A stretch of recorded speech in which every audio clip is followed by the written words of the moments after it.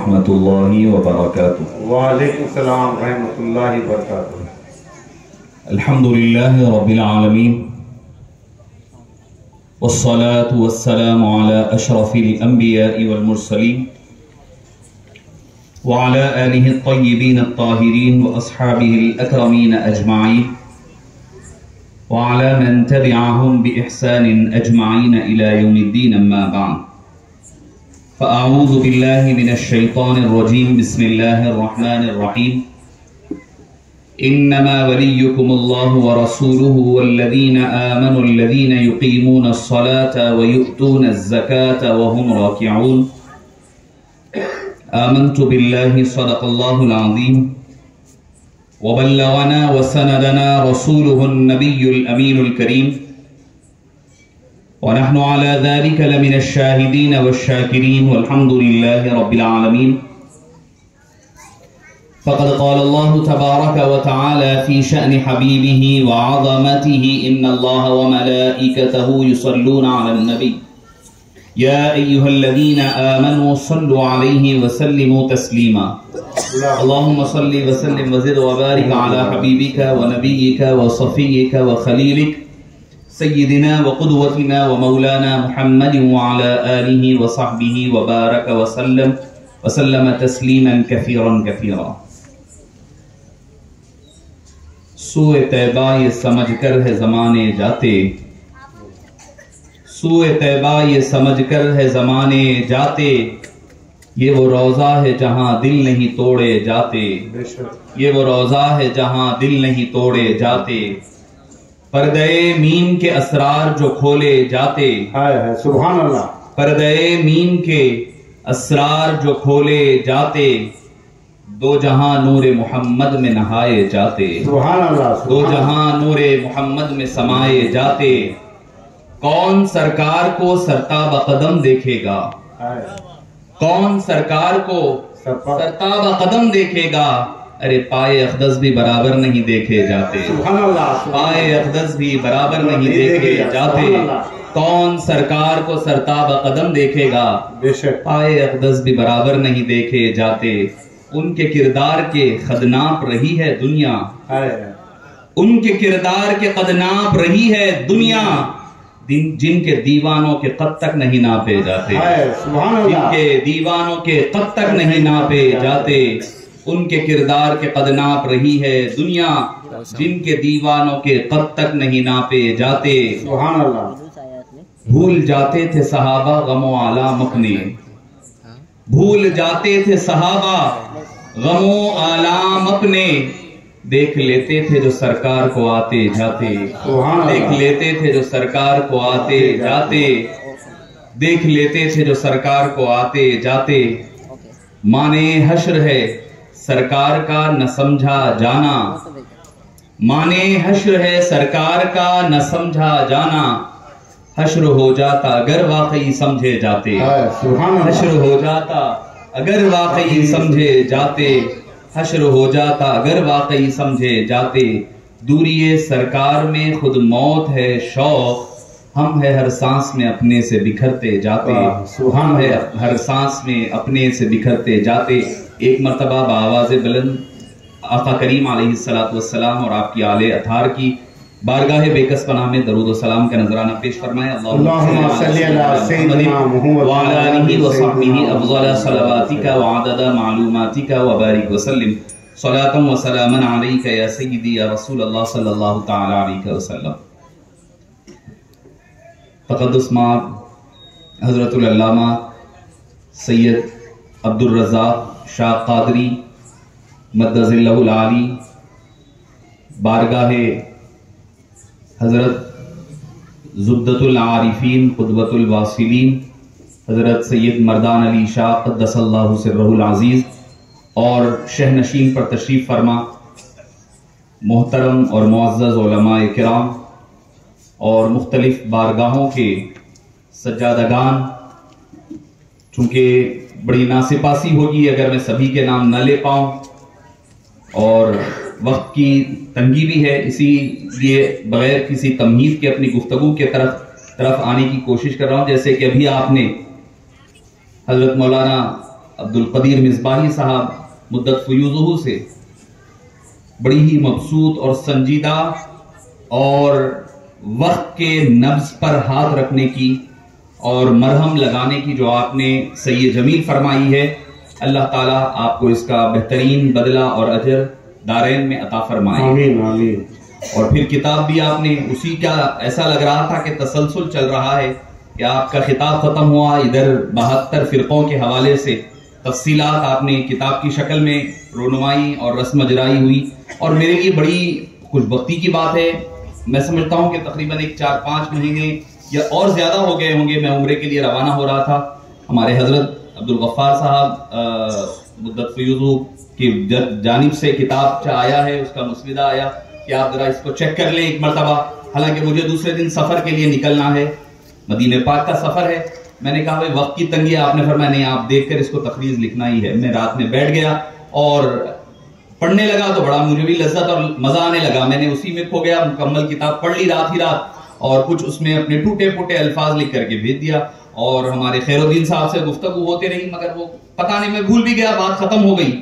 اب جب آ کر کے مجھے یہاں پر اطلاع ملی کہ وہ کتاب جو 5-6 مہینے پہلے میں پڑھ چکا ہوں، میرے پاس آئی تھی، حضرت نے بھیجی تھی میرے پاس، میرے لیے سعادت مندی کہ اس کی رسم اجرائی میں خود شریک ہو رہا ہوں. سبحان اللہ. یہ قدم یہ اٹھتے نہیں ہیں، اٹھائے جاتے ہیں. یہ انتخاب خداوند قدوس ہوتا ہے. معزز سامعین کرام، جیسا ابھی آپ حضرت سے سن رہے تھے کہ آج سے اگر 200 سال 300 سال پہلے، 100 سال 50 سال پہلے بھی اگر آپ چلے جائیں تو آپ کو قبے نظر آئیں گے، گنبدیں نظر آئیں گی. میں ایک قدم اور حضرت ہی کی بات کو آگے بڑھاتے ہوئے اگر آپ 100 سال پیچھے چلے جائیں تو ان کے عقائد تو کیا، ان کی جماعت کا ہی وجود نہیں تھا. بے شک. اگر آپ 100 سال بیک چلے جائیں، اٹھا کر کے دیکھ لیں تو کوئی وجود ہی نظر نہیں آتا. چاہے وہ تبلیغ ہو، دین کے نام پہ ہو، اہل حدیث ہو، جو بھی جماعتیں آپ اٹھا لیں ان کا وجود ہی نہیں تھا. تو ان کے عقائد کہاں سے ہوں گے؟ بے شک. اور بانی جامعہ علیہ رحمت و رضوان امام انوار اللہ فاروقی علیہ رحمان نے مقاصد الاسلام میں بڑی خوبصورت بات لکھ کر کے آپ نے فرمایا کوئی پیدائشی بدعقیدہ پیدا نہیں ہوتا. پیدائشی کوئی بدعقیدہ نہیں ہوتا. ایسا نہیں ہوا کہ 100 آدمی اہل حدیث کے پیدا ہو گئے یا تبلیغ کے ہو گئے، جماعت اسلامی کے، مہدوی کے. نہیں، آپ کی اپنی جماعت سے اٹھا کر کے لوگوں کو لے جا کر کے کسی کو وہابی بنایا جاتا ہے، کسی کو اہل حدیث، اہل حدث کہا کرتے تھے. حضرت ابو الوفا الافغانی علیہ رحمہ کو اہل حدیث نہیں بلکہ اہل حدث فرمایا کرتے تھے. کہتے اہل حدیث تو ہم ہیں، حدیث کے ماننے والے تو ہمیں، یہ تو اہل حدث ہے. تو معزز سامعین کرام، آپ کی جماعتوں سے، آپ کی صفوں سے لے جا کر کے دوسروں کو بتایا گیا. ابھی میں کتاب سرسری دیکھ رہا تھا تو اس میں تبلیغی جماعت ہے، جماعت اسلامی، سبھی کے حوالے سے تفصیلات، ان کے عقائد کیا ہے. آپ کو پڑھ کر پتا چلے گا کہ بھئی حقیقتاً ان کے عقائد کیا ہے. آپ کو میٹھی میٹھی باتیں کر کر دین کی بات کے نام پر آپ کو بلایا جاتا ہے. دین کی بات ہوگی، تبلیغ ہوگی. یقیناً اگر سب سے بڑے کوئی مبلغ ہوتے ہیں تو اہل سنت والجماعت کے اولیاء اللہ ہوتے ہیں، جنہوں نے اپنے گھر کو چھوڑا، دار کو چھوڑا، سب کچھ چھوڑ کر کے وہ ہندوستان، دنیا بھر کے مختلف ممالک میں سفر کیے. کس لیے؟ دین اسلام کی تبلیغ کرنے کے لیے. تو دنیا آپ کہیں گے تو سب سے بڑے مبلغ تو یہ حضرات ہیں جنہوں نے اپنا سب کچھ چھوڑ چھاڑ کر یہاں تشریف لے آئے ہیں. معزز سامعین کرام، آپ کو صرف ایک اشارہ کر کے اپنی گفتگو کی طرف آ جاؤں. اگر آپ جتنے بھی طبقات ہیں، آپ اگر حضرت کی کتاب ہے نا آپ لے لیں، لیکن جتنے طبقات ہیں، جتنے فرقے ہیں، سب کے نام کے بازو آپ دیکھ لیں گے کہاں کب شروع ہوا، اس کی ڈیٹ آف اسٹیبلشمنٹ بھی ملے گی. کب شروع ہوا بھئی، جب کب یہ طبقے کا آغاز کب ہوا، کب اس کا آغاز ہوا، کون سے سال ہوا، کون اس کے بانی ہیں. ہر طبقے کا آپ کو بانی مل جائے گا، چاہے تبلیغی جماعت ہو، جماعت اسلامی ہو، اہل حدیث ہو، مہدوی ہو، جتنے طبقات ہیں آپ لے لیں، ہر ایک کا آپ کو فاؤنڈر اور بانی ملے گا سوائے اہل سنت والجماعت کے. بے شک. سوائے اہل سنت والجماعت کے ہر جماعت کا فاؤنڈر، بانی، مؤسس آپ کو نظر آئے گا. کیوں؟ آپ بولیں گے بھئی فاؤنڈر ملنے سے کیا ہو جاتا ہے؟ بھئی آپ کوئی کام کا، نیا کام کا آغاز کرتے ہیں، دکان کا آغاز کرتے ہیں، اگر کوئی آپ بڑا کاروبار شروع کرتے ہیں، کوئی تحریک کا آغاز کرتے ہیں، تب جا کر کے آپ کو فاؤنڈر کی ضرورت پڑتی ہے. جو پہلے سے کام چلا رہا ہے اس کو کسی فاؤنڈر کی ضرورت نہیں پڑتی، کسی مؤسس کی ضرورت نہیں پڑتی، کسی بانی کی ضرورت نہیں پڑتی. بانی کی ضرورت اس کو پڑتی ہے جو نئے کام کا آغاز کرے. تو معزز سامعین کرام، جتنی جماعتیں ہیں ہر ایک کا ایک فاؤنڈر اور آپ کو بانی، مؤسس، اسٹیبلش کرنے والا، اسٹیبلشمنٹ کا ایئر سب ملے گا، سوائے اہل سنت والجماعت کے غوث اعظم بھی ہے تو اسی اہل سنت والجماعت کو آگے بڑھاتے ہوئے نظر آتے ہیں، خواجہ اجمیری بھی ہے تو اسی اہل سنت والجماعت کو آگے بڑھا رہے ہیں، بابا شہاب الدین سہروردی ہے وہ بھی آگے بڑھا رہے ہیں، بہاؤالدین نقشبند ہے وہ بھی آگے بڑھا رہے ہیں، حضرت مردان علی شاہ علیہ الرحمہ ہے وہ بھی اس سلسلے کو آگے بڑھا رہے ہیں۔ کسی نے نئے طبقے کا، نئے فرقے کا، نئی جماعت کا آغاز نہیں فرمایا، اسی اہل سنت والجماعت جو آقا کریم علیہ السلام، اہل بیت اطہار، صحابہ کرام کی جماعت تھی، اسی جماعت کی تعلیمات کو عام کرنے میں ساری زندگی صرف کی۔ معزز سامعین کرام، جب اس جماعت سے اختلاف کر جس کسی کو الگ ہونا پڑا اس سے، انہوں نے اپنا ایک طبقہ بنایا، وہ طبقہ بنانے والا فاؤنڈر بھی ملے گا، اس کی جماعت کا آغاز کا سن اور سال بھی ملے گا، اگر نہیں ملے گا تو سوائے اہل سنت والجماعت کے جس کا کوئی فاؤنڈر یا بانی آپ کو ظاہراً نظر نہ آئے، سمجھ جائیں اس کے فاؤنڈر اور بانی کا نام حضور احمد مصطفیٰ صلی اللہ علیہ وسلم کی ذات۔ سبحان اللہ، سبحان اللہ۔ تو معزز سامعین کرام، آپ کو سمجھانے کے لیے کہہ رہا ہوں، ورنہ تو علمی تحقیقی جوابات ہمارے علماء کرام نے بہت سارے دیے ہیں آپ کو سمجھنے کے لیے اور سمجھانے کے لیے۔ کیا کہ آج کے دور میں ایک ہمیں وار ہو رہا ہے غیر مسلموں کی طرف سے اسلام پر، پہلا وار ہے۔ دوسرا وار یہ ہے کہ ہمیں اندرونی جماعت، اندرون مسلم جماعت جو ہے اس کے جو 72 73 جو فرقوں کی جو حدیث پاک میں وضاحت صراحت آئی تھی اس سے مسائل، پھر جیسے ابھی حضرت فرما رہے تھے کہ پھر جو ناجی طبقہ تھا جس کے بارے میں بشارتیں ملی تھی، پھر اس میں بھی کہیں 72 73 حصوں میں ہم بٹ چکے ہیں۔ ابھی حضرت فرما رہے تھے کہ میں تو یہ باہر کی بات ہو رہی ہے، اب ہمارے اندر جو ہم طبقات میں بٹ چکے ہیں اس کا تذکرہ ابھی آپ حضرت قبلہ سجادہ صاحب قبلہ فرما رہے تھے۔ تو معزز سامعین کرام، آج کا دور ہر اعتبار سے ہمارے لیے بڑا کٹھن اور بڑا آزمائش کا دور ہے، مگر یہ دور سے گھبرانے کی ضرورت نہیں ہے۔ ایسے دور کئی مرتبہ آئے ہیں، آتے رہیں گے، جاتے رہیں گے۔ کب آپ کے اوپر اثر نہیں ہوگا؟ کیا پہلے کے دور میں نہیں آیا ہے؟ آیا ہے۔ ابھی تو آپ کی شناخت باقی ہے، ابھی آپ کلمہ پڑھ سکتے ہیں، ابھی آپ اپنے لباس پہن سکتے ہیں۔ ایسا دور بھی رہا کہ ادھر کلمہ لا الہ الا اللہ کہنا ہوتا، ادھر ان کی گردن قلم کر دی جاتی، سر قلم کر دیا جاتا، گردن سے علیحدہ کر دیا جاتا، ویسا دور بھی گزرا ہے، مگر ابھی ہم وہ دور میں نہیں ہے۔ مگر ہمیں اپنے آپ کو درست کرنا ہوگا، اپنے احوال کو سدھارنا ہوگا، اللہ اور اللہ کے حبیب صلی اللہ علیہ وسلم کی تعلیمات سے اپنے آپ کو جوڑنا ہوگا۔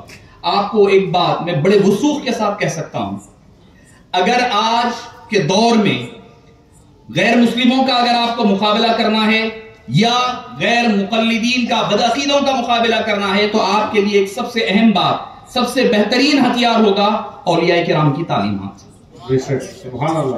یہ میں آپ کو وثوق کے ساتھ کہہ رہا ہوں۔ اگر آپ میرے بزرگ حضرات تشریف فرما ہے، آج سے 50-60 سال پہلے غیر مسلموں میں اور مسلمانوں میں یہ تناؤ کی کیفیت نہیں ہوتی تھی، شیر و شکر ہو کر رہا کرتے تھے، وہ اپنے مذہب پر رہتے، ہم اپنے مذہب پر رہا کرتے۔ یہ شدت پسندی کیوں ہوئی ہے؟ ارے جب آپ اپنے اندر فاتحہ دینے والے کو مشرک کہنے لگ جائیں، قبر پر درگاہ پر جانے والے کو آپ کافر کہنے لگ جائیں، آپ کے اندر جب یہ شدت پسندی پیدا ہوگی تو آپ کی یہی شدت پسندی غیروں کے ساتھ بھی پیش آنے لگے گی، اور اس کا خمیازہ آپ سارے ہندوستان کے مسلمانوں کو بھگتنا پڑ رہا ہے۔ اس کی وجہ ہے اولیاء کرام کی بارگاہوں سے دوری۔ آج سے 100 سال پہلے جو شدت پسند جماعتیں نہ تھی تو مسلمان امن و سکون سے رہا کرتے تھے، صوفیاء کرام کی تعلیمات تھی، ہر ایک کو گلے سے لگانا، ہر ایک کو اپنے پاس بٹھانا، یہ جو تعلیمات تھی، یہ تعلیمات ہم سے دور ہو رہی ہے۔ ہم نے ان تعلیمات کو چھوڑا، کسی نے زبردستی چھڑوایا یا کچھ ہم نے اپنی طرف سے چھوڑ دیا۔ اولیاء کرام کی تعلیمات کو، ان کی خانقاہیں ہوتی تھی، کس لیے ہوتی تھی؟ خانقاہیں ہوتی ہی اسی لیے تھی کہ مخلوق خدا کو خدا سے ملایا جائے، یہ کام ہوا کرتا تھا۔ آج ہماری خانقاہوں سے یہ کام پھر سے پہلے سے زیادہ زور و شور سے ہونے کی ضرورت ہے۔ علم و تعلم کے ساتھ، تعلیم و تعلم کے ساتھ لوگوں کو قریب کرنے کی کوشش اگر ہو سکتی ہے تو وہ ایک مجھے جو آخری امید نظر آ رہی ہے وہ ہے خانقاہیں اور درگاہیں ہیں۔ ان مقامات سے پھر سے انقلاب برپا ہونا ہے تو انہی مقامات سے ہونا ہے. میں ایک مہینہ بھر پہلے کی بات ہے غالباً، میں ڈاکٹر حمید اللہ صاحب علیہ الرحمہ جو جامعہ نظامیہ کے بڑے عظیم سپوت رہے ہیں پیرس میں جا کر، جنہوں نے اپنی زندگی اسلام کے لیے وقف کر دی، انہوں نے اپنا جو کتابچہ لکھا ہے اس میں انہوں نے بہترین بات لکھی. کہا میں نے پوری کتابیں پڑھ لی، تفسیر پڑھا، حدیث پڑھا، منطق پڑھا، فقہ، سب کچھ پڑھ لیا، ہر اعتبار سے میں نے تبلیغ کر لی. کرنے کے بعد آج میں اس نتیجے پر، آخری عمر میں لکھ رہے ہیں، اس نتیجے پر پہنچا ہوں اگر دنیا بھر میں امن و امان کو قائم کرنا ہے، اگر سکون کو عام لوگوں کے اندر پھیلانا ہے، وہ ایک ہی ذریعہ ہے، وہ ذریعہ اور راستہ ہے تصوف و طریقت کا. بے شک، سبحان اللہ. اولیاء کرام کی تعلیمات کا. کون؟ میں آپ نہیں کہہ رہا ہوں، جنہوں نے فرانس میں اغیار کے دوران درمیان میں رہ کر کے زندگی گزاری ہے، جن کے ہاتھ پر کئی سو بلکہ ہزاروں لوگوں نے ایمان لایا ہے. فرانس میں جس نے قرآن کریم کا پہلا فرانسیسی ترجمہ کیا ہے، فرینچ لینگویج میں پہلا ترجمہ دنیا بھر کا. اگر آپ آج بھی حرمین شریفین چلے جائیں تو آپ ریک سے قرآن کریم نکال کر کے چیک کر سکتے ہیں. پہلے تو ٹرانسلیٹڈ بائی ڈاکٹر حمید اللہ ہوتا تھا، اب بعض انہوں نے کمیٹی بنا دی، کمیٹی کے اندر ٹاپ پر ڈاکٹر حمید اللہ کا نام ملتا ہے. معزز سامعین کرام، وہ شخصیت جو جہاں دیدہ ہے، جنہوں نے دنیا بھر کو دیکھا ہے، جہاں بھر کو دیکھا ہے، ان کا کہنا یہ ہے کہ اگر کوئی پناہ گاہ انسانیت کی، مسلمان کی نہیں کہہ رہا ہوں، انسانیت کی اگر کوئی آخری پناہ گاہ ہو سکتی ہے تو بزرگان دین کی تعلیمات ہو سکتی ہیں. بے شک، سبحان اللہ. معزز سامعین کرام، شفیق بزرگوں اور عزیز ساتھیوں، ہم حضرت والا علیہ الرحمت والرضوان وقدس اللہ سرہ العزیز کے عرص شریف میں حاضر ہوئے ہیں. میں آتے آتے کتاب، ہمارے واصف پاشا صاحب قبلہ سے دن میں گفتگو ہو رہی تھی، واپس ہی میں آتے آتے مجھے ایک کتاب جو بہت قبل، مجھے تو یاد نہیں کون سے سن میں وہ شائع ہوئی تھی، حضرت کے دست مبارک ہی سے، تو وہ کتاب میں لے کر آ رہا تھا، آتے آتے پڑھ رہا تھا تو مجھے ایک بہت ہی خوبصورت بات اور آج کے دن کی مطابقت سے کہ ایک صاحب کوئی کوزگی میں یہاں سے قریب 40-50 کلومیٹر بتا رہے تھے، وہ دوری پر رہتے تھے، محمد اسماعیل صاحب نام، وہ حضرت مردان علی شاہ علیہ الرحمت والرضوان کے پاس ملاقات کے لیے آنے لگے. ارادہ ہوا اپنے گھر سے نکلتے وقت حضرت کے پاس جاؤں گا اور جا کر حضرت والا سے پوچھوں گا کہ آپ کس کی اولاد سے ہے، کس کی اولاد میں ہے، آپ کے جد امجد کا نام کیا ہے، میں یہ پوچھوں گا. بس انہوں نے ذہن میں گمان کیا، خیال کیا کہ جا کر بارگاہ میں پوچھوں گا. حضرت دیوانہ بادشاہ علیہ الرحمت والرضوان کی بارگاہ میں پہنچے، ابھی ہاتھ ملایا ہی تھا، آپ نے کہا کہ محمد اسماعیل، ہم امام جعفر صادق کی اولاد سے. سبحان اللہ. نعرہ رسالت، نعرہ رسالت، نعرہ رسالت. یا نعرہ حیدری، یا حیدری. مردہ کا دامن، مردہ کا دامن. معزز سامعین کرام، پھر میں نے پوچھا تاریخ کیا ہے، بات ہوئی ہمارے ساتھیوں سے، کہنے لگے 22 رجب. میں نے کہا حضرت امام جعفر صادق رضی اللہ عنہ وارضاہ کی نسبت بھی ہے اور آپ کے عرص شریف کا دن بھی ہے اور تعلق بھی. دیکھیے آپ کے حضرت والا، یعنی اللہ والے کون ہوتے ہیں؟ اللہ والے وہ ہوتے ہیں جو صرف زبانوں کی بولیاں نہیں جانتے بلکہ دلوں میں آنے والے خیالات کو بھی پڑھ لیتے ہیں. وہ صدقہ ہوتا ہے محمد مصطفیٰ صلی اللہ علیہ سبحان وسلم، اللہ، سبحان اللہ. کیونکہ انہوں نے کامل زندگی اپنی حبیب پاک کی زندگی پر گزاری، قدم بر قدم چلتے رہے، ولایت محمدی ان کی زندگی کا صبح و شام بنا ہوا رہا.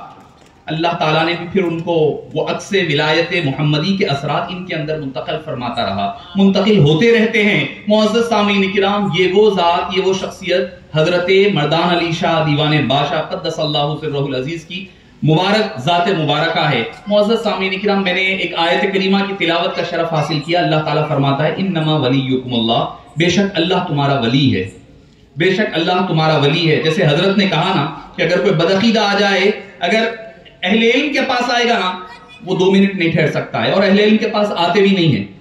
آپ کو میں گارنٹی سے کہہ رہا ہوں، اگر دیکھ لیتے ہیں کوئی آدمی علم کے طور پر کمزور ہے، وہ اس کو ٹارگٹ کرتے ہیں، جا کر بولتے ہیں ارے بھائی یہ کیا کر رہے ہیں آپ، درگاہ میں گئے آپ اتنی دیر رہے، کیا سیکھا آپ، کیا کرے آپ، دیکھے ہوں گے خالی وہاں پر سجدے ہوتے ہیں، لوگ یہ کرتے ہیں وہ کرتے ہیں، عورتوں مردوں کا اختلاط ہوتا ہے.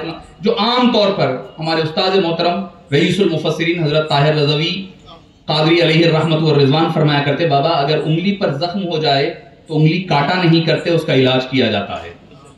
انگلی پر اگر آپ کے زخم لگ جاتا ہے تو اس انگلی کا علاج کیا جاتا ہے، نہ کہ انگلی کاٹی جاتی ہے. پھر فرماتے ہیں کہ اگر کہیں پر کوئی برا کام ہوتا ہے ولو بالفرض، انسان ہے، جیسے آپ نے کہا کہ حرم کو جا کر کوئی کام میں لگ جاتا ہے، کوئی خرید و فروخت میں لگ جائے، کوئی جا کر یہ کہے بھائی اب میں مکہ نہیں جاؤں گا، کیوں؟ کیونکہ وہاں پر میری چپل چوری ہوئی تھی، کوئی کہے گا کہ نادان ہے، یہ بے وقوف ہے کہا جائے گا، ارے بھائی اس سے کیا تعلق ہے؟ اسی طرح اگر آستانوں پر، بارگاہوں پر اگر کوئی کام غلط ہوتا ہے، آپ فرماتے ہیں کہ اس کی اصلاح کی جائے، نہ کہ بارگاہوں سے لوگوں کو روکا جائے، نہ توڑا جائے۔ تو معزز سامعین کرام، شفیق بزرگوں اور عزیز ساتھی جو بھولے بھالے لوگ ہوتے ہیں، ان کے پاس جاتے ہیں، جا کر کہتے ہیں آپ کیوں جاتے ہیں، کیا ملتا ہے، کیا کرتے ہیں، آپ کو دعائے قنوت آتی ہے، طہارت کے مسائل یہ ہے، آپ کو معلوم ہے، اس طریقے سے لوگوں کو بھٹکایا کرتے ہیں۔ معزز سامعین کرام، ہر چیز کا جتنے آراس مبارکہ کے مراسم ہوتے ہیں، عقائد اہل سنت والجماعت کی جتنی بھی شقیں ہیں، چاہے وہ مستحب ہی کیوں نہ ہو، چاہے وہ مباح ہی کیوں نہ ہو، اس کی بھی دلیل اہل سنت والجماعت کے پاس ہے۔ بے شک، سبحان اللہ۔ کوئی مباح کام ہے، کرنے پر نہ ثواب نہ عذاب، وہ کام کی بھی اگر آپ کو دلیل چاہیے تو اہل سنت والجماعت کے پاس وہ بھی موجود ہے۔ فرمایا انما ولیکم اللہ، بے شک اللہ تمہارا ولی ہے۔ ولی کے کئی معنی لیے ہیں مفسرین نے، دوست کے، نگران کے، نگہبان کے، مددگار کے، کئی معنی ہوتے ہیں۔ ولی کے لیے اللہ تعالیٰ نے ایک خوبصورت، یعنی اگر آپ کا میرا اگر کوئی رشتہ دوسرا ہو، کوئی باپ بیٹے کا رشتہ ہوتا ہے تو ایک باپ ہوتا ہے، ایک بیٹا ہوتا ہے، ایک بھائی، دوسرا بھتیجا ہوگا، داماد، سسرے، ہر ایک کا رشتہ دوسرے سے مختلف ہوتا ہے، مگر ولی ایک ایسا رشتہ ہے، ادھر والا بھی ولی ہوتا ہے، ادھر والا بھی ولی ہوتا ہے۔ اللہ نے اپنے لیے بھی ولی کا لفظ استعمال فرمایا اس کی شان کے مطابق، اور اللہ کے ان بزرگ اور محترم بندوں کے لیے بھی، مقدس صفات قدسیوں کے لیے بھی اللہ تعالیٰ نے وہ لفظ ولی ان کے لیے بھی استعمال فرمایا۔ انما ولیکم اللہ، بے شک اللہ تمہارا ولی ہے، ورسولہ، اور تمہارے رسول، اور اس کے رسول یعنی آقا کریم علیہ السلام بھی تمہارے ولی ہے۔ جو لوگ کہتے ہیں بھئی مشکل کشا کہو تو شرک ہو گیا ہے، یا مولا علی کہہ لو تو شرک ہو گیا، داتا کہہ لو تو شرک ہو گیا، غوث اعظم کہہ لو تو شرک ہو جاتا ہے۔ اللہ خود قرآن کریم میں ہمیں عقیدہ دے رہا ہے، انما ولیکم اللہ ورسولہ، بے شک اللہ بھی تمہارا ولی ہے، نگران ہے، نگہبان ہے، مددگار ہے، رسول بھی تمہارے مددگار ہے۔ بے شک، قرآن کہہ رہا ہوں میں کوئی اگر حدیث پاک کہوں گا تو کوئی کہے گا کہ بھئی ضعیف ہے، فلاں ہے، اعتراض ہو سکتا ہے اگر قرآن پر کوئی اعتراض۔ اور یہ سورہ مبارکہ قرآن کریم کا 6واں پارہ میں آپ کے سامنے سنا رہا ہوں، اور یہ آیت کریمہ مدنی سورت ہے، مدینہ منورہ میں نازل شدہ آیتیں ہیں۔ وَرَسُولُ وَالَّذِينَ آمَنُوا، بات یہی ختم نہیں ہوئی، وَالَّذِينَ آمَنُوا، اور وہ لوگ جو ایمان لے آئے۔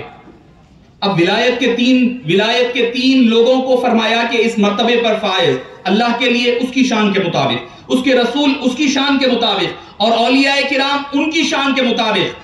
والذین آمنوا، اور وہ لوگ جو ایمان لے آئے، یقیمون الصلاۃ، ان کا کام یہ ہے کہ وہ نماز ادا کرتے ہیں، ویؤتون الزکاۃ، اور زکوٰۃ ادا کرتے ہیں، وہم راکعون، اور وہ رکوع کرتے ہیں۔ ایک معنی حضرت ابو بکر الجساس علیہ الرحمہ، جنہوں نے احکام القرآن میں قرآن کریم کی کوئی آیت کو اگر آپ کو سمجھنا ہے تو اس کا پس منظر اور شان نزول اگر آپ سمجھیں گے تو اس آیت کریمہ کو سمجھنے میں، مفہوم ادا مکمل کرنے میں آپ کو سہولت ہوتی ہے۔ ابو بکر الجساس علیہ الرحمہ احکام القرآن میں فرماتے ہیں کہ اس سے مراد یہ کیا ہے، والذین آمنوا الذین یقیمون الصلاۃ ویؤتون الزکاۃ، وہ ایمان والے لوگ ہیں، نماز ادا کرتے ہیں، قائم کرتے ہیں، ویؤتون الزکاۃ، اور زکوٰۃ دیتے ہیں۔ اب نماز اگر آپ پڑھتے ہیں کہہ دیا جائے تو پھر رکوع کی الگ سے کیوں ضرورت پیش آ رہی؟ آپ اگر نماز پڑھتے ہیں کہہ دیے ہیں تو پھر رکوع کیا نماز سے الگ ہے؟ آپ اگر نماز کو جا کر آئے، بیٹے کیا کر آئے؟ نہیں، میں قیام بھی کیا، سورہ فاتحہ بھی پڑھا، ضم سورہ بھی پڑھا، رکوع بھی کیا، سے کوئی کہتا ہے نماز پڑھ دیا ہوں، کہہ دیا تو کافی ہو جاتا ہے۔ امام ابو بکر الجساس علیہ الرحمہ فرماتے ہیں واو وہ حالیہ ہے وہاں پر، وَيُقِيمُونَ الصَّلَاةَ وَيُؤْتُونَ الزَّكَاةَ، وہ نماز قائم کرتے ہیں، زکوٰۃ دیتے ہیں، اور اس حال میں زکوٰۃ دیتے ہیں کہ وہ رکوع کر رہے ہوتے ہیں۔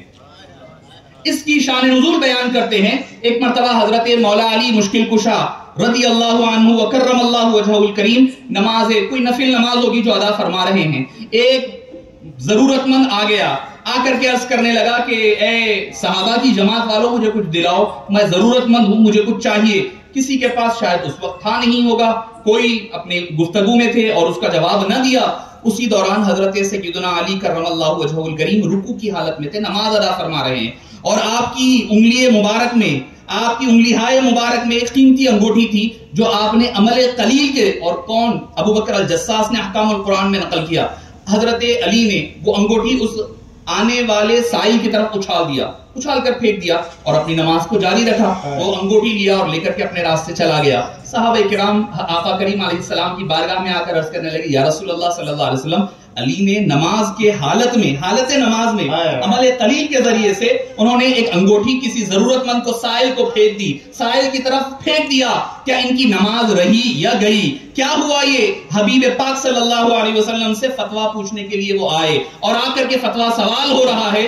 آقا کریم علیہ السلام ابھی جواب دینے سے قبل اللہ نے یہ آیت کریمہ نازل فرما دی، انما ولیکم اللہ، بے شک اللہ تمہارا دوست ہے، ورسولہ، اور اس کے رسول بھی تمہارے دوست ہے، والذین آمنوا، اور وہ لوگ جو ایمان لے آئے. اگر عموم کا معنی لیا جائے تو سارے اولیاء شامل ہوں گے. فرماتے اگر خصوص کا معنی لیا جائے، خاص کوئی اس پر شان نزول دیکھا جائے، تو مولا مشکل کشا کی طرف اشارہ ہو رہا ہے. والذین آمنوا، اور وہ جو ایمان لے آئے، یقیمون الصلاۃ، نماز کو قائم کرتے ہیں، نماز اپنی ادا کرتے رہتے ہیں، ویؤتون الزکاۃ، اور زکات ادا کرتے ہیں. اور اگر کوئی ضرورت مند آ جائے، کس حال میں؟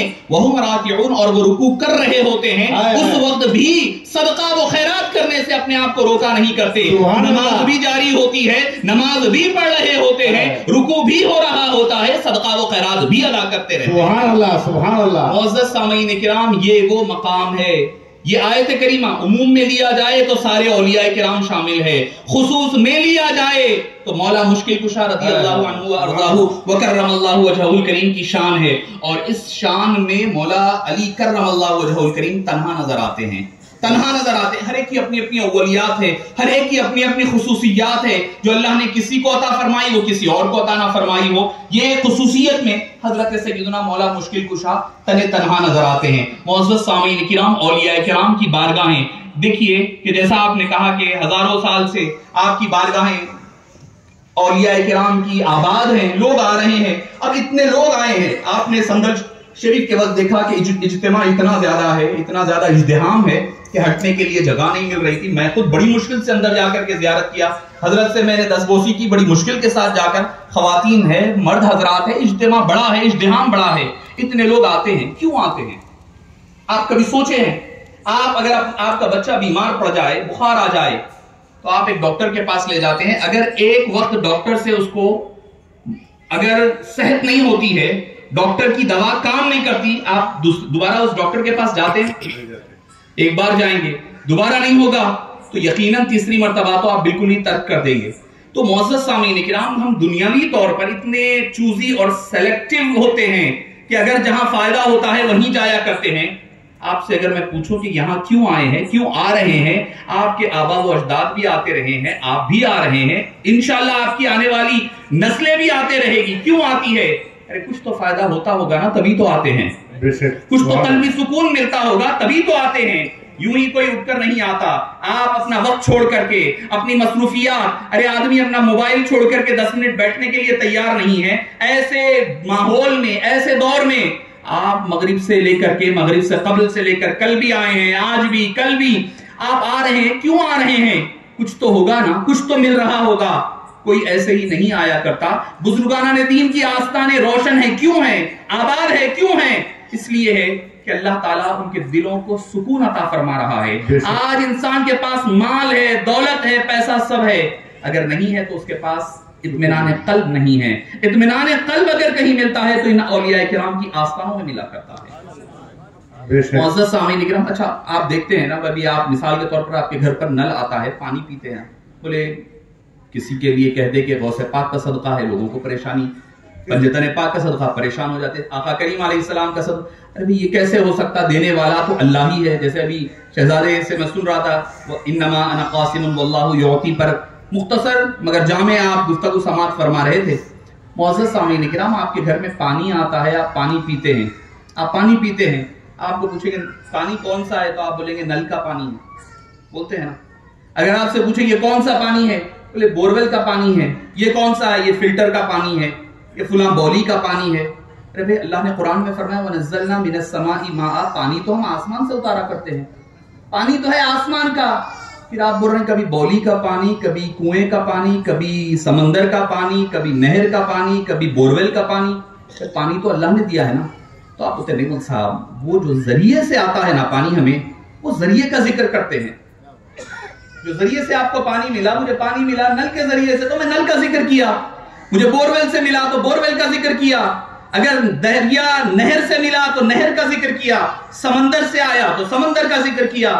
ارے نادان، جب دنیاوی سمندروں کی پانی کی بات آئے تو جو ذریعہ ملتا ہے تم ذریعے کا ذکر کرتے ہو، خالق ذرائع کو بھول جاتے ہو. وہاں تمہیں شرک نظر نہیں آتا، وہاں نظر نہیں آتا. ارے اللہ کا دیا ہوا پانی ہے، بورویل کا کہا تو تمہارا شرک ہو جائے گا. کوئی نہیں کہتا، یہ نہیں کہتا نل کا پانی، ارے مت کہو یہ اللہ کا دیا ہوا پانی ہے. کو کسی کو وہاں توحید یاد نہیں آتی جب ہم کہتے ہیں. اسی لیے ہم بھی اللہ کی عطا جو ہوتی ہے، جو ولی کے صدقے سے ملتی ہے، تو جو صدقہ ملتا ہے جو ذریعے سے ملتا ہے، جیسے تم پانی کے لیے ذریعہ استعمال کرتے ہیں، ہم بارگاہوں کا ذریعہ استعمال کرتے ہیں. سبحان اللہ سبحان اللہ. کبھی ہم کہتے ہیں کہ یہ حضور اکرم صلی اللہ علیہ وسلم کا صدقہ ہے، کبھی غوث پاک کا صدقہ ہوتا ہے، کبھی غریب نواز کا کہتے ہیں، کبھی دیوان بادشاہ کا صدقہ کہتے ہیں. کیوں کہتے ہیں؟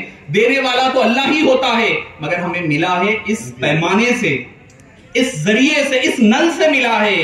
جو نل سے ملا ہے اس نل کا ذکر کیا کرتے ہیں. بے شک سبحان اللہ. معزز سامعین کرام، اولیاء کرام کی بارگاہیں، قرآن کریم بے شمار اور استمداد، جلسے استمداد اولیاء کہا گیا، استمداد مدد اولیاء کرام سے طلب کرنا، اس پر قرآن کریم میں بے شمار مقامات پر آپ کو قرآنی آیات ملے گی، احادیث طیبہ ملے گی، بے شمار آپ کو قرآن کریم سے آیتیں مل سکتی ہے. اگر آپ کو بتاؤں کہ اولیاء کرام جہاں رہتے ہیں کچھ وقفے کے لیے، وہ مقام، وہ جگہ کتنی بابرکت ہو جاتی ہے. قرآن کریم، میں حدیث پر ابھی آیا ہی نہیں، حدیث سناؤں گا ایک آدھ، میں بات اپنی طویل نہیں کروں گا. آپ بولیں گے مصعب ہو رہے ہیں ابھی قرآن ہی ختم نہیں کیے ہیں تو ابھی حدیث کا آغاز کب ہوگا؟ آپ پریشان مت ہوئیے، میں وقت زیادہ نہیں لوں گا، اختصار کے ساتھ اپنی گفتگو ختم کر دوں. قرآن کریم سورہ آل عمران.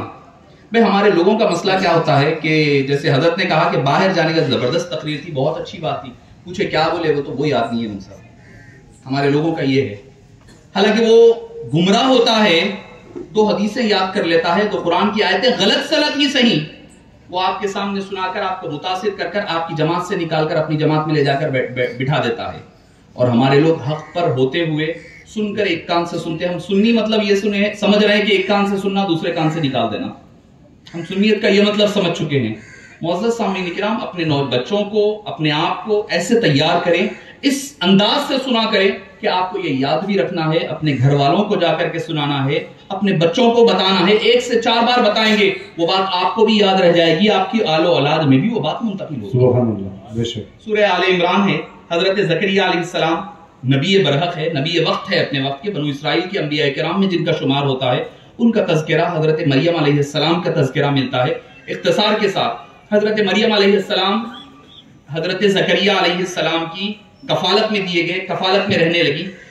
چونکہ آپ کے والد ماجد کا انتقال، حضرت عمران کا انتقال ہو چکا تھا، تو اب ہوا یہ کہ حضرت مریم کفالت میں ہے حضرت زکریا کی. وہ کیا کرتے ہیں، ان کے لیے ایک حجرہ بنایا گیا، اس حجرے میں وہ آرام سے رہا کرتی، وہ آرام کیا کرتی. جب وہ چلے جاتے سارے لوگ تو مسجد اقصی میں آ کر صاف صفائی کیا کرتی، پھر جا کر کے اسی حجرے میں رہ جایا کرتی. ہو گیا یہ کہ وقت گزرتا گیا. جب بھی حضرت قرآن کریم کل لمحہ، ایک بار کی بات نہیں ہوتی، علماء کرام تشریف فرمایا، آپ پوچھ سکتے، کل لمحہ، جب کبھی، whenever دخل علیہا زکریا المحراب، ان کے محراب میں، ان کے حجرے میں، ان کی جو کٹیا تھی جس میں وہ رہا کرتی، عبادات کیا کرتی. اور وہ حجرہ، وہ جو محراب تھا، نہ ان کی پیدائش کی جگہ ہے، نہ آج وہاں حضرت مریم علیہ السلام کی مزار ہے، نہ مزار ہے، نہ ان کے رہنے کی پیدائش کی جگہ ہے. چند وقفے کے لیے، چند دن کے لیے، سال مہینوں کے لیے اس محراب میں انہوں نے قیام کیا، بس رہ گئی تھی اس محراب میں. کلما دخل علیہا، قرآن کریم ہے یہاں سے، کلما دخل علیہا زکریا المحراب، جب کبھی حضرت زکریا علیہ السلام ان کے محراب میں داخل ہوتے، وجد عندہا رزقا، تو مختلف قسم کے میوے پایا کرتے. دیکھتے مختلف قسم کے میوے ہیں. امام قرطبی علیہ رحمہ اپنی تفسیر میں لکھتے ہیں، وَهُوَ وَيُوجَد، آپ پاتے تھے، آپ ملا کرتے تھے، فَوَاكِهُ الشِّتَاءِ فِي الصَّيْفِ وَفَوَاكِهُ الصَّيْفِ فِي الشِّتَاءِ. گرما کے موسم، ایسا نہیں ہے کہ چلو ٹھیک ہے بھئی کوئی لا کر دے دیا ہوگا، کھڑکی ہے ڈال دیا ہوگا، ایسا نہیں. آپ فرماتے، امام قرطبی علیہ رحمہ تفسیر قرطبی میں لکھتے ہیں اپنی تفسیر میں کہ گرما کے موسم کے میوے سرما میں پائے جاتے اور سرما کے میوے گرما میں پائے جاتے، یعنی یہ کہ کسی کے لا کے دینے کا کوئی امکان ہی باقی نہیں ہے۔ آپ نے پوچھا قال یا مریم انا لکی ھذا، اے مریم یہ تمہارے پاس آئے کہاں سے ہے؟ آپ فرمانے لگی قالت هو من عند اللہ، فرمایا یہ اللہ کی جانب سے فرشتے لا کر کے میرے پاس پہنچایا کرتے ہیں، میرے حجرے میں، میرے کٹیا میں جہاں پر میں رہا کرتی ہوں وہاں پر لا کر کے وہ پہنچایا کرتے ہیں۔ حضرت زکریا علیہ السلام جو اب تک لاولد تھے، بے اولاد تھے، اللہ نے اولاد عطا نہیں فرمائی تھی۔ آزمائشیں ہوتی ہے، اللہ کی کوئی چیز اگر نہ ملنا اس بات کی دلیل نہیں ہوتی کہ اللہ تعالیٰ ناراض کسی سے بھی ہو، وہ تو انبیاء کا معاملہ تو الگ اور علیحدہ ہوتا ہے۔ آپ نے قرآن کریم ہے ان اللہ یرزق من یشاء بغیر حساب، ہنالک دعا، اسی مقام پر ہنالک دعا زکریا ربہ، زکریا علیہ السلام نبی برحق ہے، اللہ تعالیٰ کے لیے عجب نہیں تھا کہ وہ عطا فرما دیتا ان کو، مگر بتلانا چاہتا تھا کہ انبیاء کے مقامات تو متبرک ہے ہی ہیں، میری بندی ولی، کیونکہ کوئی خاتون نبی نہیں بن سکتی، کبھی کسی کو نبوت نہیں دی گئی خواتین میں، اس کی الگ بحث ہے۔ جو بندی مریم علیہ السلام جو اپنے حجرے میں رہا کرتی تھی، اس مقام کی برکتوں کو کا اظہار کرنے کے لیے اللہ تعالیٰ نے یہ واقعے کو رونما انجام فرمایا۔ ہنالک دعا زکریا ربہ، اسی مقام پر ٹھہر کر زکریا علیہ السلام دعا کر رہے ہیں۔ قال، انہوں نے کہا ربی حب لی من لدنک ذریۃ طیبہ، اے باری تعالیٰ مجھے پاک اولاد عطا فرما۔ بارگاہوں میں آ کر دعا کرنا کہاں پر ہے؟ اولیاء کرام کی بارگاہوں میں جا کر دامن پسارنا کہاں پر ہے؟ آؤ قرآن کریم سے پوچھو، قرآن کریم ہمیں بتاتا ہے۔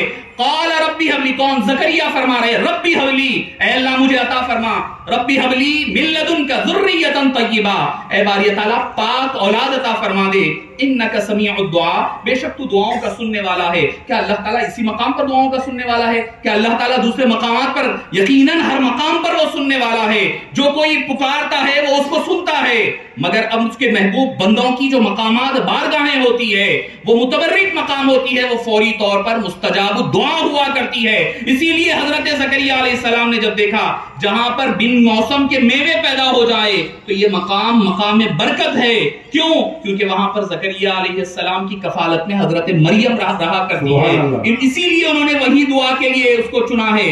بات یہی ختم نہیں ہوئی، قرآن نے ہر چیز کا پردہ فاش کر دیا۔ فنادتہ الملائکہ، ملائکہ نے ندا لگائی، آواز لگائی، پکارا حضرت زکریا کو۔ وَهُوَ قَائِمٌ يُصَلِّي فِي الْمِحْرَابِ، وہ کہیں نہیں گئے، وہیں ٹھہرے ہوئے ہیں۔ وَهُوَ قَائِمٌ يُصَلِّي فِي الْمِحْرَابِ، محراب میں ٹھہر کر دعا کر رہے ہیں، وہیں کہیں اور نہیں گئے، کہیں اور نہیں گئے، یعنی وہیں پر ابھی ٹھہرے ہوئے ہیں۔ اللہ نے بشارت عطا فرما دی، ان اللہ یبشرک بیحییٰ مصدقا بکلمۃ من اللہ وسیدا وحصورا ونبیا من الصالحین۔ مانگا ایک بیٹا تھا، خالی مانگا ایک بیٹا تھا، اللہ تعالیٰ نے اس کو ایسی شان اور فضیلت کے ساتھ عطا فرمایا۔ ایک مانگا تو فرمایا ان اللہ یبشرک بیحییٰ، تم کو یحییٰ عطا فرمائے گا۔ کوئی نبی کی پیدائش سے پہلے کسی نبی کو نام قرآن نے نہیں دیا ہے، کسی نبی کے پیدائش سوائے یحییٰ کے، کیوں؟ خاص مقام پر مانگی گئی چیز تھی، اللہ نے خاص بنا کر کے عطا فرمایا۔ سبحان اللہ، سبحان اللہ۔ ان اللہ یبشرک بیحییٰ مصدقا بکلمۃ من اللہ، تصدیق کرنے والا ہے اللہ کے کلمات کا، بکلمۃ من اللہ وسیدا، سردار ہوگا، سردار۔ مانگا ایک بیٹا، ذریۃ طیبہ، پاک اولاد دے۔ اللہ تعالیٰ اس کی صفات بیان کر رہا ہے، یحییٰ ہوگا نام، مصدقا بکلمۃ اللہ ہوگا، وسید ہوگا، وحصورا ہوگا، ونبیا من الصالحین، نبی میں سے بھی ہوگا، پاک باز بھی ہوگا۔ ساری صفات اللہ تعالیٰ نے قرآن کریم میں بتا دی۔ اور حضرت مریم کے بارے میں کسی کو شک نہیں ہے کہ وہ نبی تھی، سب کو پتا ہے کہ وہ ولیہ تھی، نبی نہیں تھی۔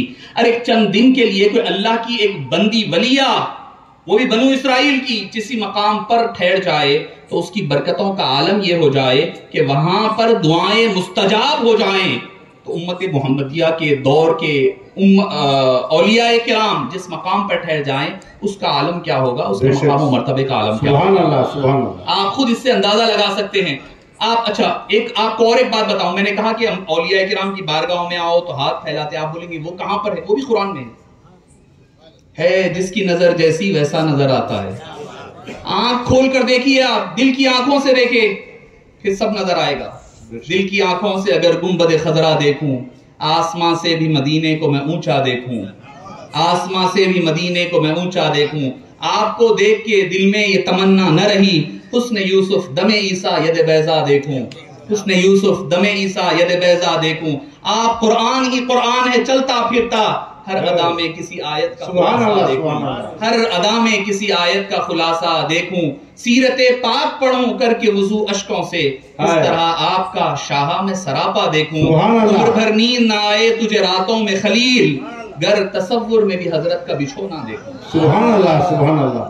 معزز سامعین کرام، شفیق بزرگوں اور عزیز ساتھیوں، اصحاب کہف کا کتا، میں تفصیل ختم کر رہا ہوں، میں اصحاب کہف کا کتا ہے، آپ لوگوں کو پتا ہے قرآن کریم میں اشارہ دے رہا ہوں، بس اللہ تعالیٰ نے بس اتنی ہی آیت کا ٹکڑا لے رہا ہوں میں. وَكَلْبُهُمْ بَاسِطٌ ذِرَاعَيْهِ بِالْوَصِيدِ، اور ان کا کتا وَكَلْبُهُمْ بَاسِطٌ پھیلایا ہوا ہے، ذِرَاعَيْهِ اپنے بازوؤں کو، اپنے پہلوؤں کو، اپنے ہاتھوں کو، بالوسید ان کی چوکھٹ پر. بعض نے اس کو آنگن کہا، بعض نے چوکھٹ کہا.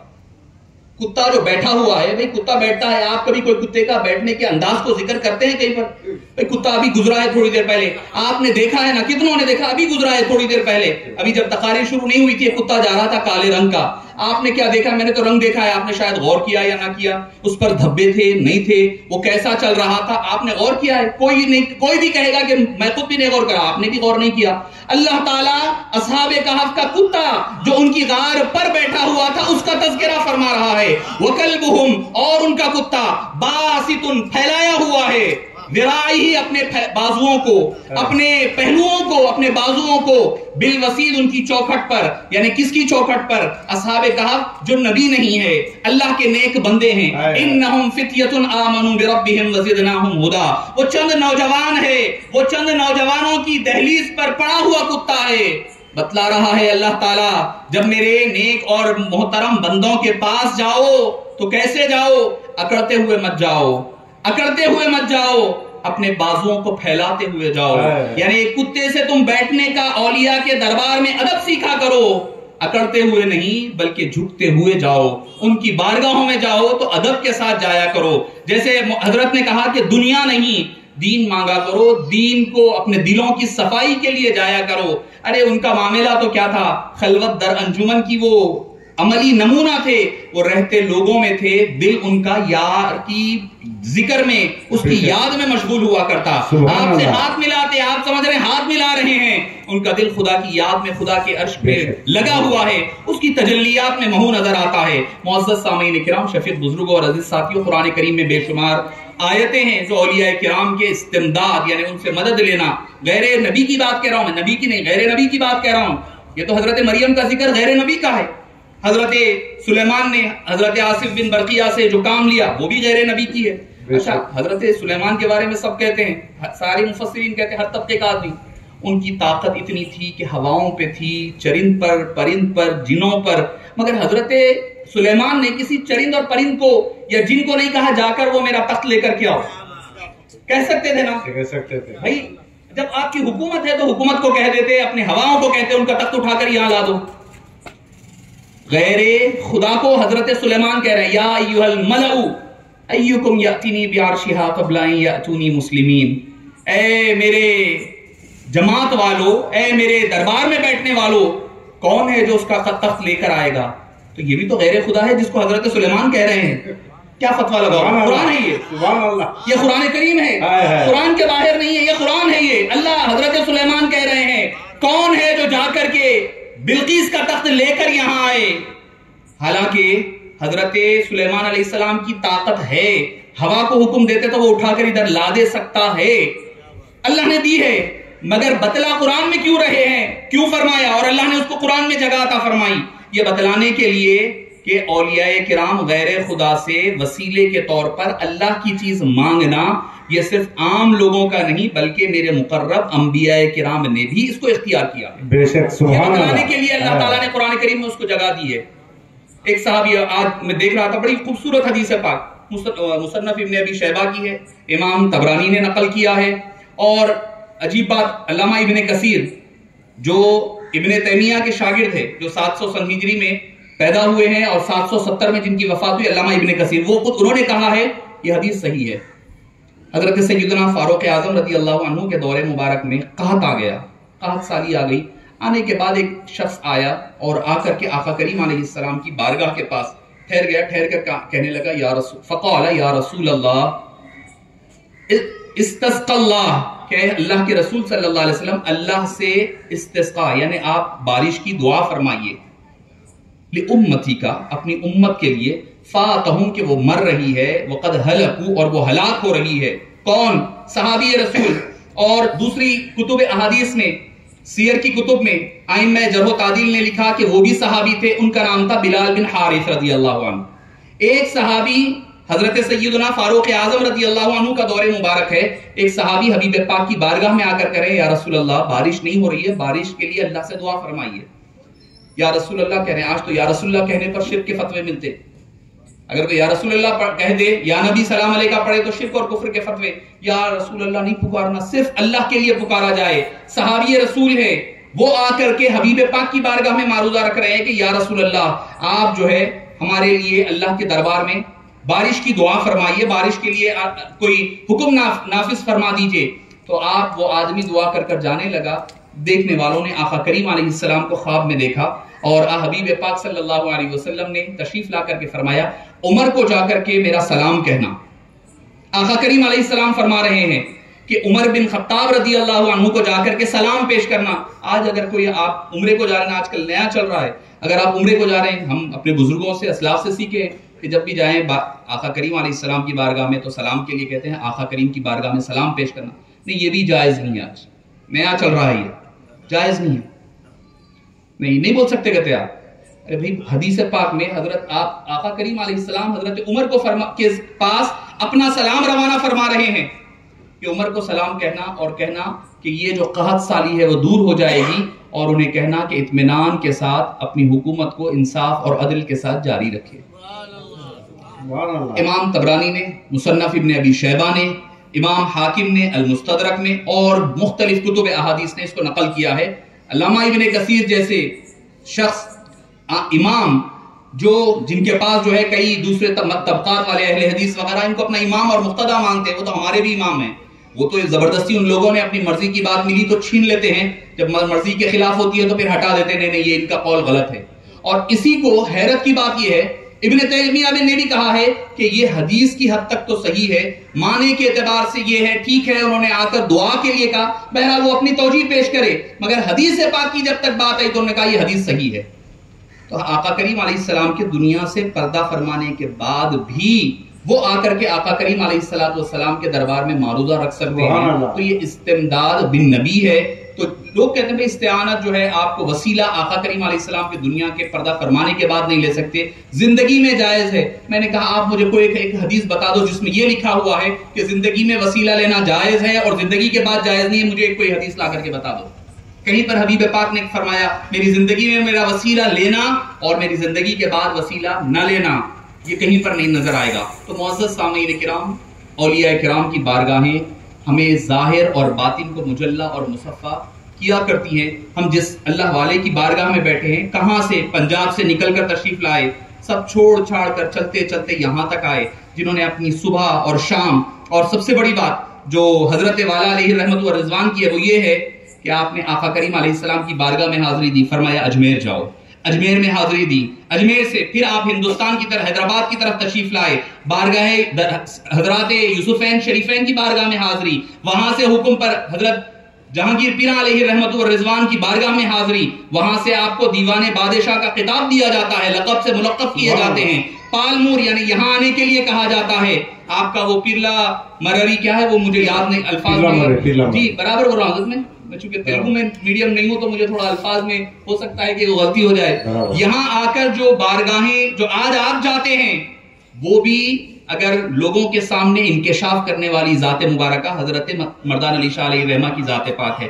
آپ یہ دیکھیں از خود ولی ہیں، از خود بادشاہ کے دربار سے بادشاہ کے لیے آپ ایک نذرانے کے طور پر دیے گئے، وہاں سے نکل کر جب دیکھے کہ یہاں کا ماحول الگ ہے، نکل پڑے، اللہ والے ہیں، اللہ کی طرف سے بھیجے گئے اللہ کے نیک بندے ہیں، اس کے باوجود ایک بارگاہ سے دوسری بارگاہ، دوسری بارگاہ سے تیسری بارگاہ، کیا ہے یہ بتلایا جا رہا ہے کہ آدمی کتنا بھی بڑا کیوں نہ ہو جائے اپنے آپ کو بارگاہوں سے اللہ والوں سے منسوب رکھا کرے. بے شک سبحان اللہ. تمنا درد دل کی ہو تو کر خدمت فقیروں کی، یہ گوہر نہیں ملتا بادشاہوں کے خزینوں میں.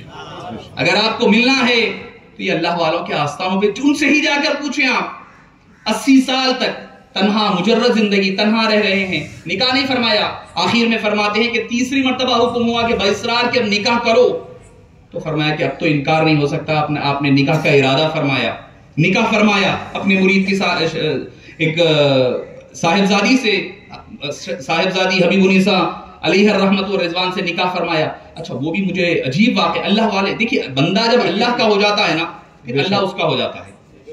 وہ جو کہتا ہے بھئی آپ قرآن میں نا وَلَا تَقُولُوا لِمَن يُقْتَلُ فِي سَبِيلِ اللَّهِ أَمْوَاتٌ، جو اللہ کے راستے میں مارے جائے انہیں مردہ مت کہو. ارے مردہ بندہ جو ہے ہو سکتا زندگی بھر میں غلط ہوں، خراب ہوں، پوری زندگی خراب گزارا، زندگی بھر اللہ کی نافرمانی کیا، ایک موقع آ گیا مجھے، ایک لمحہ مل گیا کہ بھئی کہیں پر جہاد ہو رہا تھا، میں چلا گیا اور اپنی جان لٹا دی، میرا نام جو گناہ ہے پورے صاف کر کر کے شہداء میں لکھ دیا گیا اور کہا جا رہا ہے اس کو مردہ مت کہو. میں زندگی بھر گناہگار تھا، میں نے زندگی بھر گناہ کیا، اللہ کی نافرمانی کرتا رہا. ایک بار کوئی ایسا معاملہ ہو گیا جس کی وجہ سے جہاد کا وقت آ گیا تو میں نے جہاد کر لیا تو میرا نام عام لوگوں سے اٹھ کر کے مجاہدین میں لکھ دیا جائے اور میرے بارے میں کہا جا رہا ہے اسے مردہ مت کرو. ایک دوسرے مقام پر کہا جا رہا ہے اس کو مردہ گمان بھی مت کرو. ارے ایک مرتبہ میں مر جاؤں تو مردہ نہ کہو. جنہوں نے اپنی زندگی اپنے نفس کا ہر لمحہ جہاد کیا، ہر لمحہ اپنے نفس کا قتل کیا، ان کی بارگاہوں ان کی حیات کا عالم کیا ہوگا. ارے ایک وقت مرنے والا شہید ہے، اس کو مردہ نہیں کہا جا سکتا. تو جو لوگ ہر لمحہ اپنے نفس کا جہاد کرتے ہیں، اپنے نفس کو قتل کرتے ہیں، اپنی خواہشات کا خاتمہ کرتے ہیں، ان کی حیات کا عالم کیا ہوگا. آپ نے نکاح کیا، اس کے بعد ہوا یہ کہ آپ کی بچے اولاد چھوٹے تھی، اسی دوران آپ کی اہلیہ محترمہ کا وصال ہو گیا. آپ کی حضرت کی دادی صاحبہ علیہ الرحمہ فرماتی ہے، آپ سے جو منقول ہے بات وہ یہ کہ آپ ساری رات روتے رہے، اے اللہ تو نے حکم دیا تھا تیرے حبیب پاک کی سنت کی نکاح کرنے کا، تیرے حکم پر نکاح کیا تھا، میں تو اپنی زبردستی تھوڑا ہی کیا تھا، یہ تو تو نے کہا تھا. یعنی اللہ والے دیکھیں کون ہوتے ہیں، یعنی ان کو نکاح کرنے کا حکم بھی اوپر سے آیا کرتا ہے. وہ کام کوئی اپنی مرضی سے نہیں کرتے، جو بھی ہوتا ہے حکم وہاں سے آتا ہے. تیری مرضی سے میں نے نکاح کیا تھا، تو نے کہا تھا تیرے حبیب پاک کی سنت پر عمل کرتے ہوئے کیا تھا. اب یہ زوجہ انتقال کر گئی ہے، یہ دنیا سے رخصت ہو گئی ہے، یہ چلی جائے گی تو بچے چھوٹے چھوٹے ہیں، ان کو کون دیکھے گا، کون پالے گا. اس لیے نہیں کہ بیوی سے محبت ہے، اسی لیے نہیں کہ اولاد سے محبت ہے، اس لیے کہ باری تعالیٰ اگر یہ اولاد کی پرورش اور دیکھ ریکھ میں میری زندگی گزرے گی تجھے یاد میں کیسے کروں گا. سبحان اللہ. تیری یاد سے میرا دل ٹوٹ جائے گا، میرا دل تجھ سے جدا ہو جائے گا، میں عبادت میں اتنے خشوع اور خضوع کے ساتھ کام عبادت نہیں کر سکوں گا. اپنی ذات کے لیے نہیں ہے، یہ بھی ہے تو رب کے لیے ہے. رب کی مرضی کے آگے، یار کی مرضی کے آگے یار کا دم بھر کے دیکھ، عرض مطلب کر کے دیکھا ترک مطلب کر کے دیکھ. بے ارادہ مرنے والے با ارادہ مر کے دیکھ، بے ارادہ مرنے والے با ارادہ مر کے دیکھ. سب تماشے کر چکا یہ بھی تماشا کر کے دیکھ. موت خود بن جائے گی تیرے لیے ایک زندگی، زندگی پہ مرنے والے زندگی میں مر کے دیکھ. یہ ہے زندگی میں مرنا، یہ ہوتا ہے زندگی میں مرنا. جنہوں نے اپنے نفس کو قتل کیا، اپنی جان کو، اپنی خواہشات کا خاتمہ کیا، اللہ نے ان کو ویسی بقا عطا فرمائی کہ آج بھی کئی سو سال گزر گئے، بارگاہیں آباد ہے. آپ نے جب رات بھر گریہ بیزاری میں گزاری، اللہ تعالیٰ نے آپ کی وسیلے، آپ کی دعا کی وجہ سے آپ کی زوجہ محترمہ کو پھر سے دوبارہ اللہ تعالیٰ نے زندگی بخش دی. یہ اللہ کے فیصلے ہیں، ہمیں کوئی فرق نہیں پڑا، ہمیں کوئی اختیار نہیں ہے کہ اس کے فیصلوں پر کوئی سوال کر سکے. تو معزز سامعین کرام، اولیاء کرام، کہنے کے لیے تو بہت باتیں ہیں، کہنے کے لیے بہت چیزیں ہیں، کہنے کے لیے بہت حضرت والا علیہ رحمت و رضوان کی سیرت پاک کے ایسے نمونے جو آپ سنتے جائیں گے تو لطف آتا جائے گا. نارائن پیٹ میں آپ جامع مسجد میں نماز پڑھنے کے لیے جاتے، لوگوں کا ازدحام جمع ہو جاتا، سارے جمع ہو جاتے جامع مسجد نارائن پیٹ میں. تو ہوتا یہ کہ آپ جب لوگ جمع ہو جاتے تو جو ہاؤس ہے اس کے اندر آپ تیراکی یا غوطے کے لیے اندر چلے جاتے. یعنی وہ بھی کیا تھا، وہ بھی کوئی لوگوں کو دکھانے نہیں، لوگوں سے اپنے آپ کو چھپانے کے لیے ہوتا. ایک ملامتیہ طبقہ ہوتا ہے صوفیہ کرام کے نزدیک، وہ اپنے آپ کو لوگوں سے چھپایا کرتے ہیں، لوگوں کے سامنے خود کو ظاہر نہیں کرتے نیکوکار ہے، ورنہ ان کی نیکی کے چرچے جو ہو جائیں گے تو پھر وہ جو رب کے پاس ان کو جو اجر ملنا ہے وہ اجر کم ہو جائے گا، اسی لیے وہ ملامتیہ طبقے میں رہتے۔ آپ اندر گوتے میں چلے گئے، لوگ گھنٹوں انتظار کرتے کہ بھئی حضرت ہے تو کہاں ہے، کب آئیں گے؟ دینے والا اطلاع دیتا حضرت یہاں نہیں ہے، حضرت تقی بابا علیہ رحمت و رضوان کی بارگاہ میں حاضری ہوئے ہیں اور وہاں حاضری دے رہے ہیں۔ تو معزز سامعین کرام، یہ ہوتے ہیں اللہ والے جن کی صبح بھی اللہ کی کتاب و سنت کے مطابق گزرتی ہے، شام بھی ہوتی ہے تو شریعت مطہرہ کے مطابق گزرتی ہے۔ ہمیں یہ آراس کا دن آتا ہے، اب آپ بولیں گے آراس میں آتے کیوں ہیں، آپ بیٹھے کیوں ہیں؟ یقیناً یہ سنے ہیں، اگر کوئی آدمی آراس کے موقع پر آتا ہے تو ہوتا کیا ہے کہ جو صاحب عرس ہوتے ہیں، ان کے عرس کے موقع پر جملہ اولیاء کرام، خطبہ، نجبا، ابدال، صوفیہ ساروں کی ارواحیں تشریف لایا کرتی ہیں، تو وہ جو انوار و تجلیات اترتے ہیں اس کے چند چھیٹے ہم پر پڑتے ہیں، اسی لیے حاضر ہوتے ہیں، مگر صرف اپنی ظاہری دنیا کے لیے اولیاء کرام کے آستانوں کو نہ اختیار کیا کریں۔ آپ ان حضرات کی تعلیمات پر عمل کریں، ان حضرات کی تعلیمات کو سیکھیں اور اپنی زندگی میں عمل لائیں، اور زندگی میں اس کو عمل کرتے رہیں تو ہوگا یہ کہ آپ کی دنیا بھی سنورے گی، آخرت بھی سنورے گی، آپ خود پھر کئی اور کے لوگوں کے لیے ہدایت کا سرچشمہ بن سکتے ہیں۔ میں حضرت والا کو اور حضرت کے شہزادگان کو کا شکریہ ادا کرتا ہوں، حضرات نے مجھے بچپنے کی یادیں جو ابھی یہ خانقاہ مبارک جہاں ہم بیٹھے ہوئے یہ بھی نہیں بنی ہوئی تھی، جب حضرت ابوالفدا پروفیسر ڈاکٹر عبدالستار خان نقشبندی علیہ رحمت و رضوان کے ساتھ جب کتاب تذکرہ مردان کی رسم اجرا، بڑی طوفانی بارش، اس قدر طوفانی بارش، پورا یہ میدان پورا کیچڑ ہی کیچڑ بھر چکا تھا، حضرت کا جو اندر جو دیوان خانہ یہ تھا، گھر تھا، اس میں یہاں پر پورا جلسہ ہوا اور کتاب کی رسم اجرائی بھی وہاں، تو مجھے پوری بچپنے کی یادیں، جب بھی میں آتا ہوں کئی مرتبہ ہوتا یہ ہے کہ حضرت کو زحمت نہ ہو جائے، حضرت کی صحت کا خیال کرتے ہوئے حاضری دے کر کے کئی مرتبہ ہوا ہے، مبشر صاحب وغیرہ کے ساتھ آ کر حاضری دے کر جاتا ہوں، کیونکہ یہی ہمارا اثاثہ ہے اور اسی پر ناز ہے، اور یہی ہماری زندگی دنیا اور آخرت میں کامیابی کا ضامن ہے۔ اللہ پاک سے دعا ہے کہ باری تعالیٰ ہمیں اور آپ کو اولیاء کرام کی تعلیمات پر عمل پیرا ہونے والا بنائے، اور اولیاء کرام سے جڑے رہنے اور انہی کی نسبتوں کے سہارے جینے اور مرنے کی توفیق نصیب فرما، جب تک جیے اسلام پر جیے، مرنے لگے تو خاتمہ بالخیر فرما۔ اے باری تعالیٰ حضرت سجاد صاحب قبلہ کو صحت اور عافیت عطا فرما، آپ کی عمر دراز فرما، اور جتنے وابستگان نے حضرت دیوان بادشاہ قدس اللہ سرہ العزیز تشریف لائے ہیں، خواتین اور مرد حضرات، اے باری تعالیٰ ان کے گھروں میں، زندگیوں میں، اعمال میں اور ان کے آل و اولاد میں خیر و برکت عطا فرما، ہمیں اہل سنت والجماعت میں باقی رہنے اور اسی میں ہمارا خاتمہ بالخیر فرما، آمین بجاہ طٰہٰ و یاسین برحمتک یا ارحم الراحمین، آمین۔